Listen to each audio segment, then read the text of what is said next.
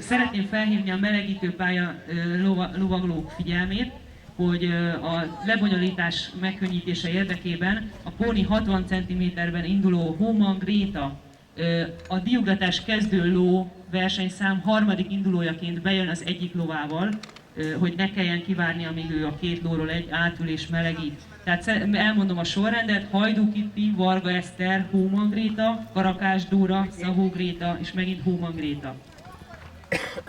Így melegítsenek a lovasok.